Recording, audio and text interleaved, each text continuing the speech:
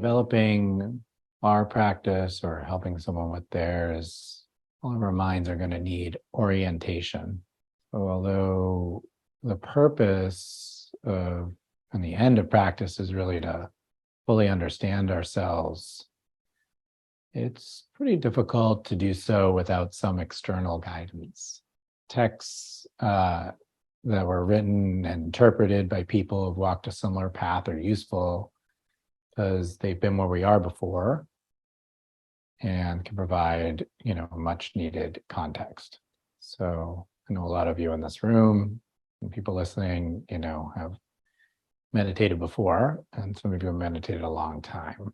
And anyone who's meditated for years will probably tell you the same thing, that there's been many times they've become lost or confused or unmotivated.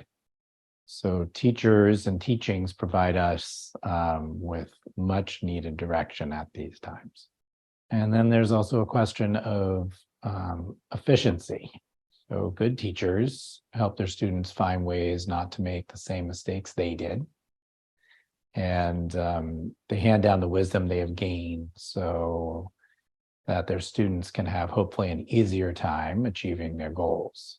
And this is our goal as meditation teachers. A nice perspective might be just like raising a child. We want our students to succeed and hopefully even surpass our personal achievements. And this is the attitude we must take with our students, wanting the absolute best for them.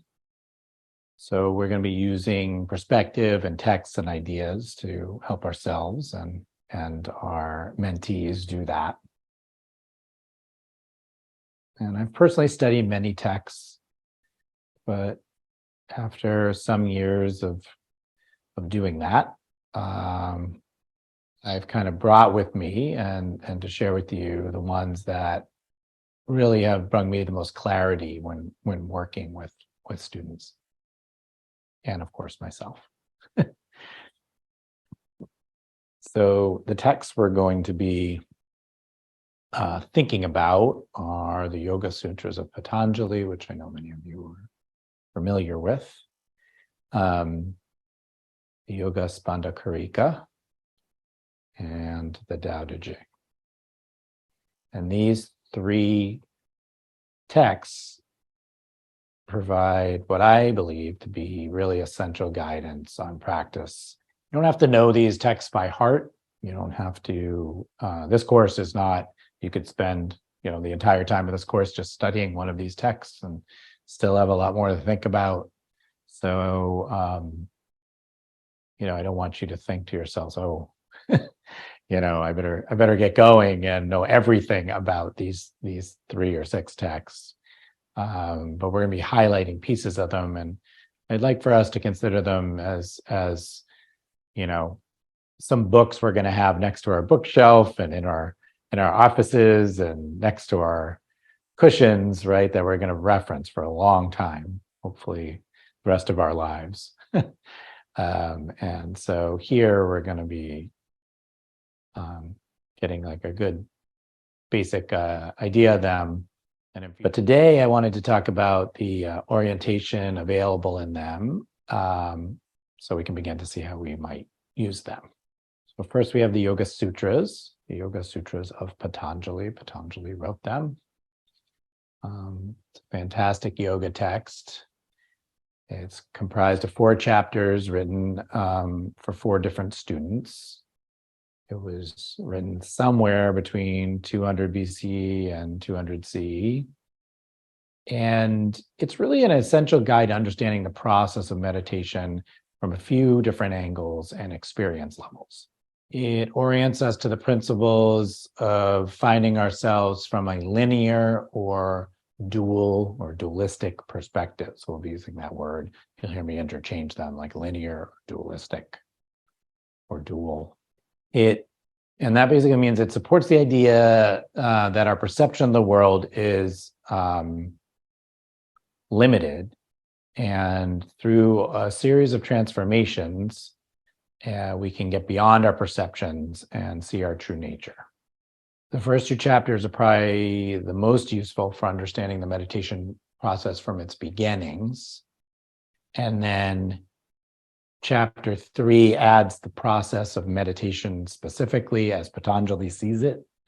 And chapter 4 is kind of like a high-level summary of yoga as Patanjali sees it, which is like union with the spiritual nature of ourselves. And in that chapter, there's also some sutras about the concept of integrating the practice into our lives, sort of, as we'll discuss. Understanding this text has been absolutely essential in my personal practice and also in my work as a teacher. My first teacher, Mukunda Stiles, his translation is really a work of art in its clarity. I have read every translation of the sutras I could find. I'm still a huge fan of that translation. I'd also recommend, which also recommend the yoga therapy course, but the Yoga Power and Spirit by Alberto Falado. Really because it's poetic in nature, and it can help our minds contemplate some of the larger concepts within the text that can be difficult. So that's why I recommend that one with it. I usually recommend, you don't have to do it this way, but often if you're just kind of getting into it, I recommend reading the sutras in this order: chapter 2, chapter 1, then 3, then 4. So sort of flipping the first two chapters. Those are kind of the order of like experience level with any given student. So there's so many useful concepts in this text. One of the many really brilliant contributions is the concept of preparatory practices being important. So things you might do before you're actively in meditation that might make it easier for you to do so, which of course is a great thing to be able to know and share with your clients and students. And that different techniques may be necessary for different people. So we'll talk a lot about duality and non-duality, but I'll just say that this is a dualistic text. I'll mention this again, but that what that really means is that there's a difference between our everyday perception and our perception of our spiritual nature and spiritual things. And that working through those differences is a path to knowing ourselves. So that's what that book is about. I should pause for a moment and say all texts require explanation. They're meant to be contemplated ourselves, and then also commentary on them is a tradition that's really important. And through different people's commentary, you can get deeper understanding of the text. And so even this course is an example of that, as I explain why I think we should be looking at these texts and how we're going to use them. It's commentary on them, and people have so much commentary on all these texts. So that's the Yoga Sutras. Then we have a book called the Yoga Spandakarika.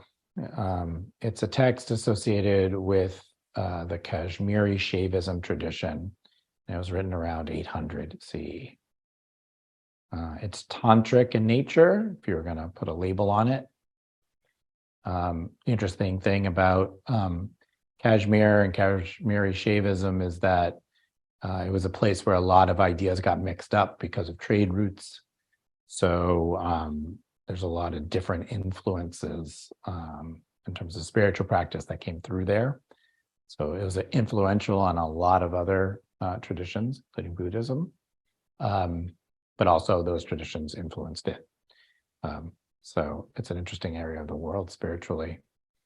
The main teaching is that of this book is that everything is consciousness. If you wanted to give it, a real easy sum up, it's non-dual.